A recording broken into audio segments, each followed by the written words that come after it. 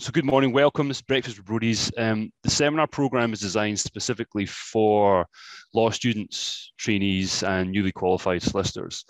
Our free to attend program has covered a range of topics and practice areas over the last few weeks. I think this is the final one.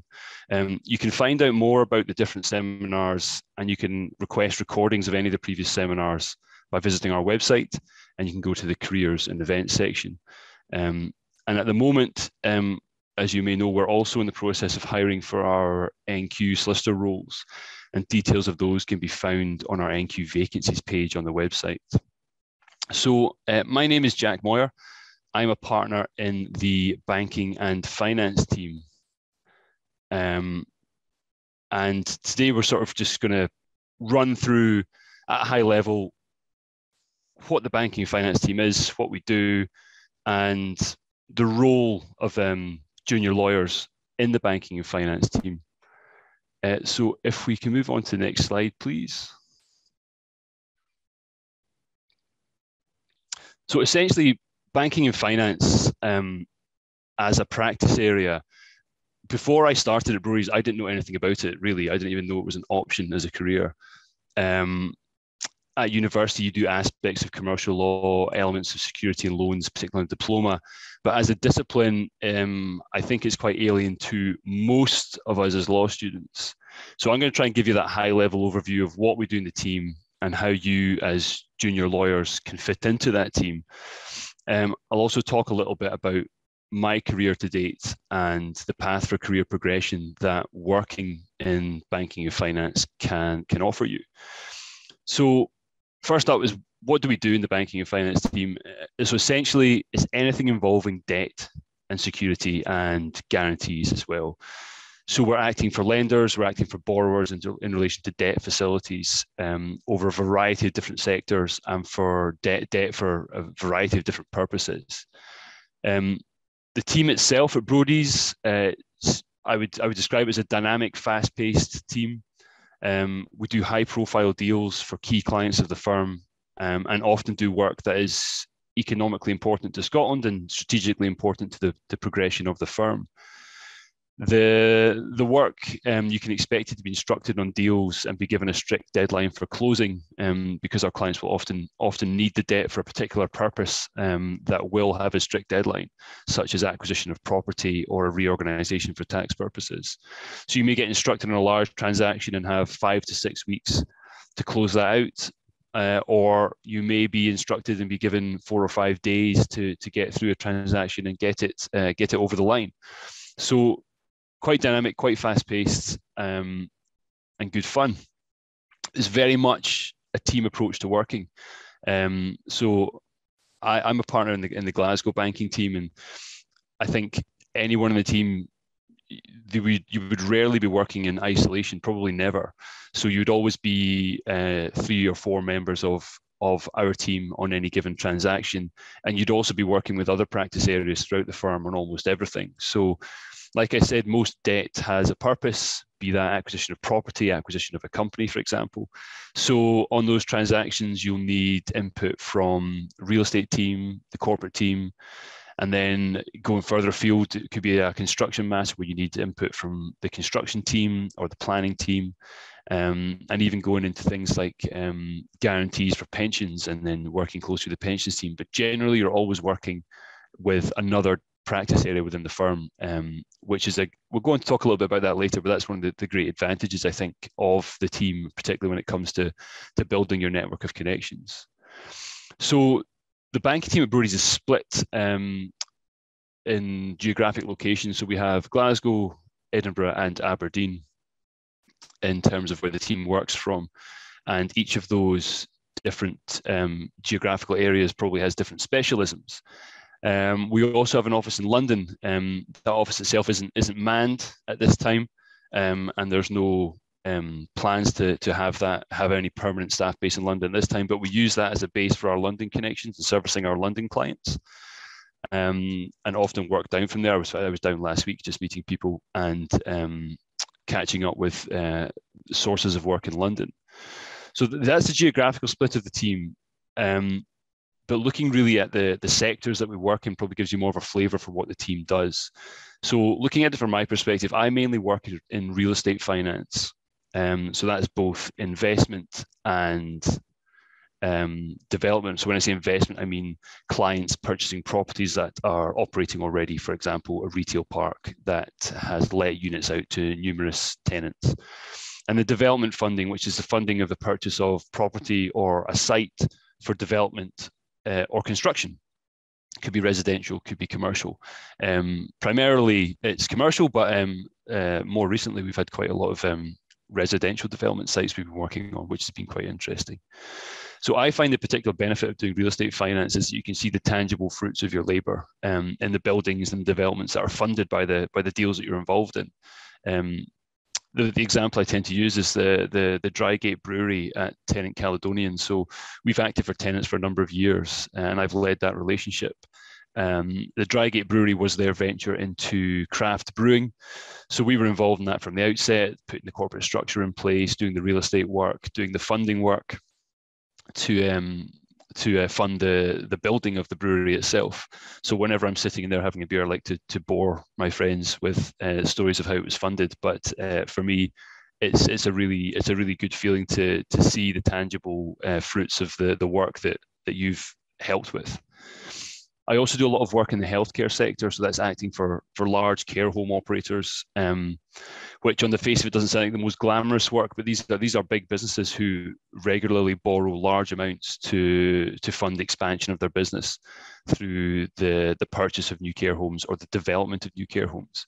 And the great thing about that work is that it brings in work across the whole firm. So you may get the funding deal in, but you also need assistance from real estate for the purchase of the property, and you need input from construction to put in place the vast array of construction documents that are required for the construction of a new care home. And you'll also need things like planning in there as well. So really good work for the wider firm, and a really good source of work for lots of colleagues. Still focusing on the sectors that I work in, there's the food and drink, which is a key part of the Scottish economy, and one of the sectors of the Scottish economy that's expected to grow significantly over the next few years. So we act for some of the biggest names in Scotland, including tenants who I mentioned, White & Mackay we do a lot of work with as well. That's a really good source of really interesting work. That's a sector that operates very differently to other sectors that I would be used to working in, such as real estate. So it's a nice break from the norm, and lots of very interesting deals that often have worldwide impact and considerations as well. In the wider team, we have specialisms across all major sectors of the UK economy. Our Edinburgh team and part of our Glasgow team regularly work on funds transactions. And when I say funds, I mean private equity funds that are investing in and lending to UK groups and further afield. So these funds can often be need advice as a borrower as well. The funds will borrow money from institutional lenders to release value from their current investments. So they're often very large scale deals running into hundreds of millions of value and involving some of the biggest names in UK business. So moving on to something other sectors we work in. So there's expertise in marine and oil and gas funding as well, and that's led out of our Aberdeen office.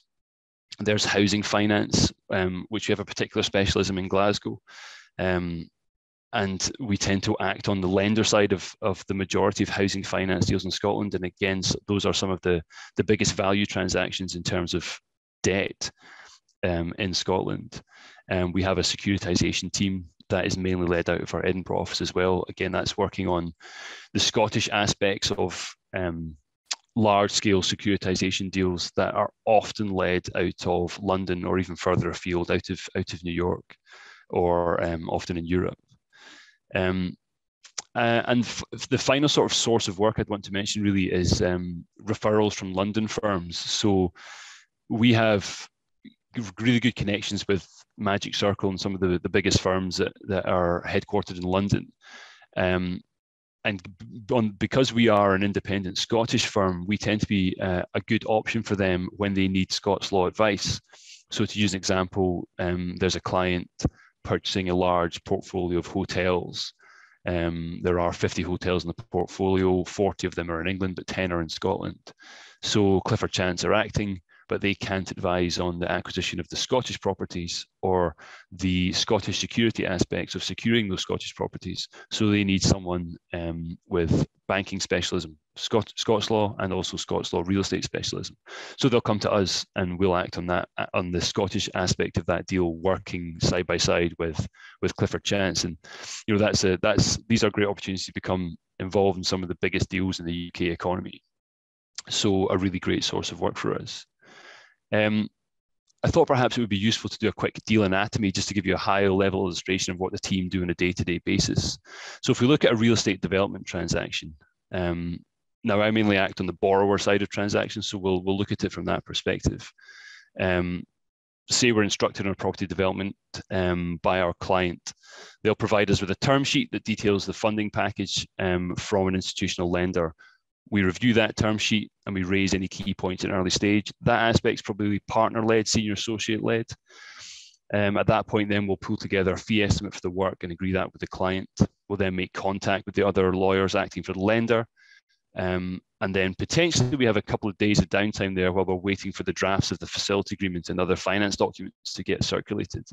At this point, that's when the wider banking team is briefed on the work, the client, the objectives behind it, and also delegating responsibility for different aspects of the transaction. So from trainee through to senior solicitors up to associates and partner, everyone will take on a different aspect of the transaction. It's at that point as well that we bring in the other practice areas in the firm. We brief them on what they will be doing and their role in the transaction. So I mentioned earlier, that's one of the great benefits of working in the banking team is the cross-practice area work. As a junior lawyer, you'll get to know everyone in your peer group across various practice areas in the firm, and you'll be able to build great internal connections that way, because quite often banking is the lead team on these transactions, because the banking facility agreement is the document that dictates how the transactions pull together. So it will be the junior lawyer's job really to arrange that, organize that, and make sure everyone's feeding in as and when they're required. It's just a really good way to build your connections throughout the firm. So when that draft facility letter and security documents arrive, they're reviewed by the appropriate colleague, comments on them, and negotiated with lawyers on the other side until an agreed position is reached. We'll take instructions from our client at various points, particularly when there's commercial decisions to be made. So during negotiation of the finance documents, we'll also be progressing what are known as conditions precedent. So the conditions precedent are the documents and information that need to be delivered to the lender prior to the lender agreeing to release loan funds. That is essentially a project management job. And we as a team need to pull all that together, and involves constant liaison with the other relevant Brodies practice areas, but you'll be speaking to third-party report providers, insurers, the client, the lender parties, etc., etc. We'll come on to that a little bit later, because that's really where the role of the junior lawyer comes in on the large transactions. Again, one of the key ways in which we can add value to our client is by using our experience of what lenders require to front load that process. So we know before the facility agreement arrives with us, we know really what documentation the lender is going to be looking for. So we front load that, we speak to our client about it, we get contact details for relevant parties and start pulling them together before they've even been asked for, which is invaluable when you're looking to meet tight deadlines. So once all documents are agreed, conditions precedent either delivered or lined up to be delivered, then we arrange signing and delivery of the finance documents and we complete the transaction. And then it's on dinner and drinks and patting each other on the back until the next deal arrives, which quite often is straight away. But that tends to be the sort of rough overview of how the transaction will work through. If we could move on to the next slide, please. Thank you. So moving on really, and this is probably what's of interest to you, what is the role of a junior lawyer? What is a day like for a junior lawyer in the banking and finance team? So using that previous example of the large scale development transaction, junior lawyer's role will be essentially to manage the satisfaction of those conditions precedent. I should say I'm happy to pause for questions. If anyone wants to throw anything into the chat bar, please do that, and we can cover that off just now. But otherwise, I'll just keep talking through this. So, the junior lawyer managing the conditions precedent, what does that involve? It involves preparing and negotiating suites of corporate authorizations. So that's board minutes, shareholder resolutions, and director certificates for the various companies that our client has in their structure for that deal. And that's probably initially one of the earliest documents you'll get involved in as a trainee, and you'll continue to do that as a junior lawyer. Then really it's maintaining that CP checklist. So that is a checklist of all the conditions precedent, noting the status of them. And that will be an almost daily job on the large scale transactions, to run through that checklist, to determine if anything needs to be chased up, if anybody, if there's something lying on someone's desk that needs to be done, or if indeed, if there's something we need to do and get it done. Liaising with third parties, again, that's the junior lawyer will take that on board. So there's various third parties that will be involved in the conditions precedent. Key ones being our client's insurance broker, for example. So quite often the lender will want a letter from the insurance broker confirming the terms of the insurance and also confirming that those insurances comply with the terms of the facility agreement. That the negotiation of that letter can often be quite arduous, because both lenders and insurers think that they hold the ACE card, and neither are often willing to give in to a particular position. So that can sometimes be quite a difficult one, and for that reason, it's one that we want to kick off as soon as we can and get that process moving on a deal, because we don't want it holding up. There'll also be report providers. For example, if you're buying a development site, there'll be lots of reports on the property, site investigation reports, environmental reports, things like that, that will need to provide to the lender, and the lender will want to be able to rely on those reports. So we might need to negotiate reliance letters with third-party report providers. You may also need to speak to a client's accountants to satisfy any tax documentation that the lender needs to see. So that's really, on a day-to-day basis in a large transaction, that's what the junior lawyer will be doing. You'll also be attending CP calls, so calls between all the lawyers on the deal, just to run through the CPs and discuss any issues or update on the status of any CPs. And then just on a day-to-day basis, you'll be having regular discussions with colleagues in other practice areas to ensure that the CPs, which they are responsible for, are being progressed. Again, that's the point I made about it being a great opportunity to build your internal network and get to know your peer group across the firm. On those large scale deals, you can often find that quickly those tasks I've just ran through can take over your entire day. The sort of the quick pace nature of the deal often means that we need to prioritize that and get it done. But that, I think, for me, is probably one of the most fun aspects of the job, because you're really working closely with the team, you're working closely with other practice areas, and you are directly affecting the progress of the deal. And it's given that degree of responsibility and that degree of freedom to directly liaise with other parties is a really good opportunity. So alongside that, those larger scale transactions, junior lawyers can be expected to run their own deals as well. As an example, so I mentioned Tenant Caledonian earlier. We do a lot of work with Tenant Caledonian in relation to their trade investment work. Now, what that is tenants lending to operators in the licensed trade in exchange for a commitment to purchase specific quantities of products from tenants. So those loans can range from anything from £25,000 to over £1 million. But these deals will be run from inception to close by a junior lawyer or even a trainee, but under supervision. And that's great, because that gives the junior lawyer the opportunity to be the main point of contact and the main point of contact for a key client of the firm as well.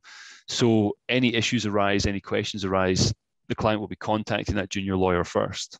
The junior lawyer will be preparing all the loan documentation, security documentation, guarantee documentation, corporate authorizations. They'll be leading discussions with the other side and negotiating those documents and agreeing them. And you'll be dealing with signing and closing of the transaction and then billing the file. So really deals that you are responsible for from start to finish, under supervision, of course, but I think, just for example, this week, I think I have a trainee who's running 2 of those deals. And unless there's any problems, I'm not expecting to step in at all. I'll be monitoring emails, but the trainee will have responsibility for running those deals. And that's a great learning experience. The documentation will likely be less complex on these, and they won't be negotiated so heavily when compared to a large scale transaction. But like I said, it is great experience for a junior lawyer, leading negotiation of a deal and responsible as a lead contact.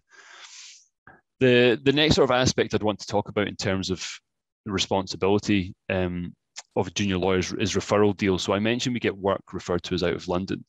And often, because of the restricted nature of that work, we're just advising on the Scottish elements. The documentation may be limited in number as opposed to complexity. So on those deals, you can often, as a junior lawyer, get involved in negotiation of security documentation, reviewing intercreditor agreements, facility agreements, and also drafting legal opinions. So legal opinion takes a form of a letter on which we confirm certain points in relation to parties and documents. It will cover, generally, it will cover the capacity of Scottish companies to enter into transactions and also the enforceability of any Scots law governed documents.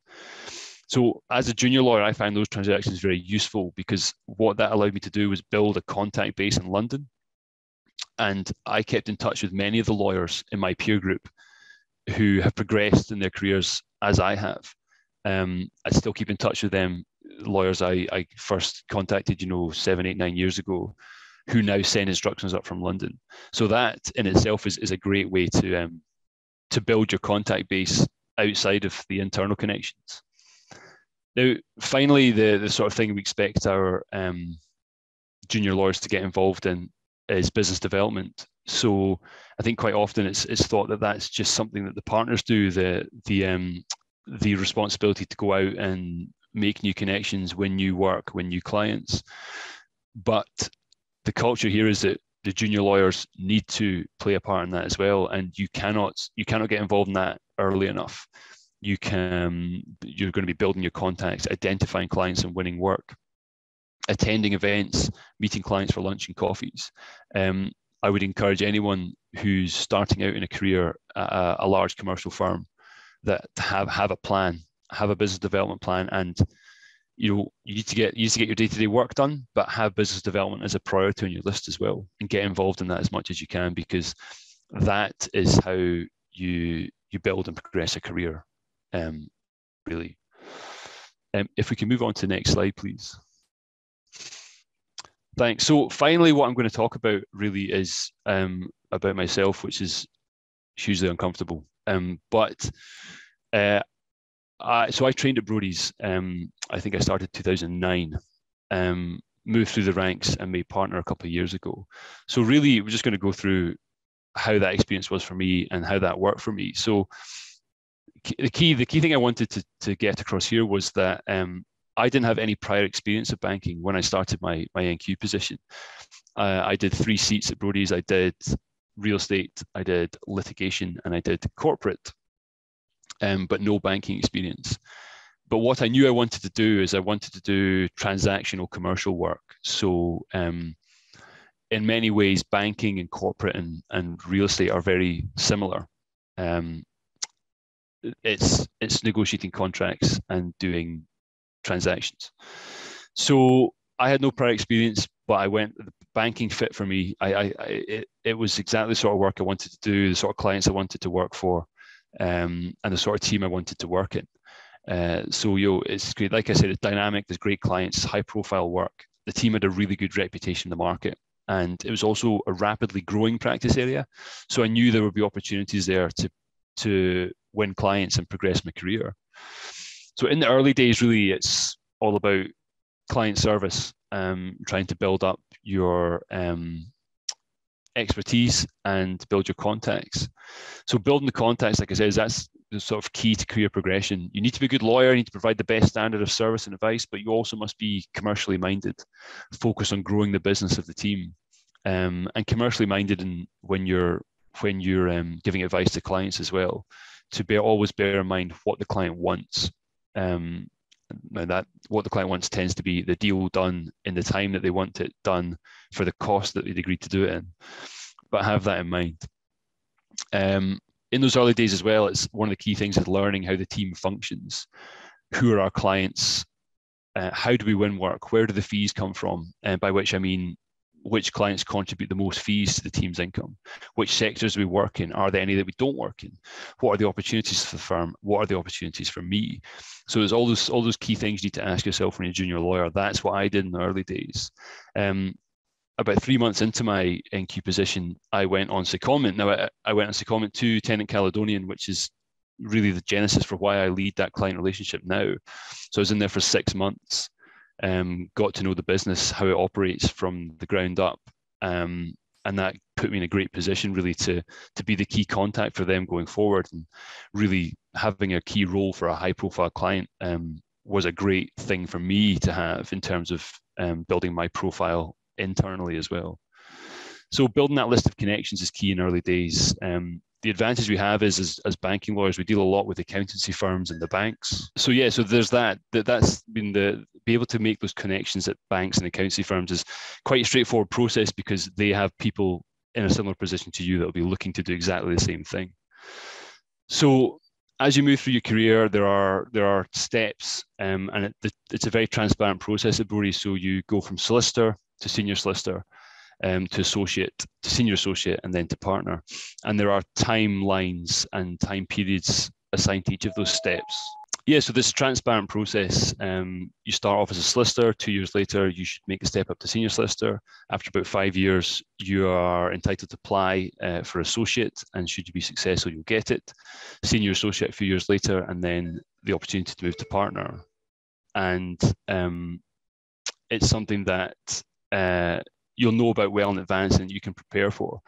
And the thing I would say there is that within the firm, what I had during my career was always had great support and encouragement to take the next step.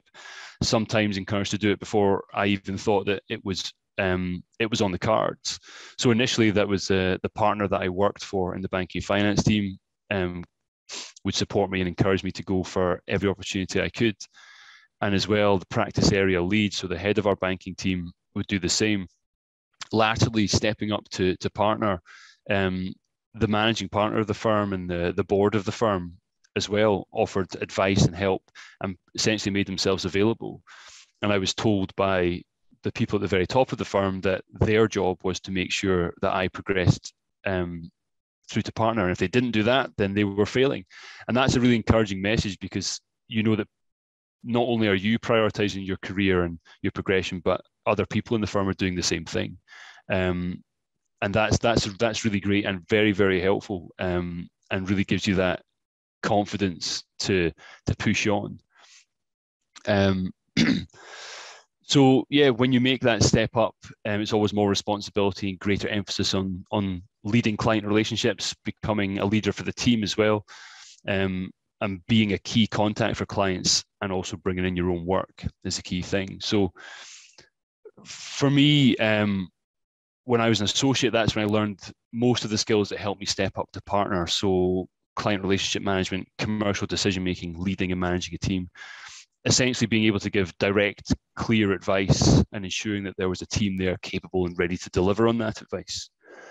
So making the step up to partner is probably the biggest leap of all. That's really because your day-to-day responsibilities change. No longer is the primary target the client work that's currently on your desk. Your primary target is the winning of the next piece of work. So day to day, I still do negotiation of legal documents and running of funding transactions, but there's far greater emphasis on delegating that and then devoting time to making new connections and winning new clients and new work. But the good thing about that is it's a process that allows the associates to step up to the role that you previously occupied and learn the skills that will serve them on their own journey to partner. So quite a natural process in that respect. So my overriding message about the career progression at Brodies is that the best outcome for everyone at the firm when a lawyer joins us is for them to build their skills and create their own business and work streams that will allow them to progress their career. And you'll find that there's incredible support from the top down for you to achieve that. And you'll be given every opportunity and every bit of support that you need to achieve your goals. I certainly was. That's really everything I wanted to say. Just drawing it to close, I think there'll be contact details up on the slide. If anyone has any questions, please feel free to fire them in just now. We can cover them off. Otherwise, if you send in questions just now, we can pick them up, and myself or someone else will contact you to give you an answer. But my contact details will be on the screen. If you want them, by all means, contact me directly. Happy to discuss anything that's been raised on this or otherwise. So thanks again for attending, and have a good day all.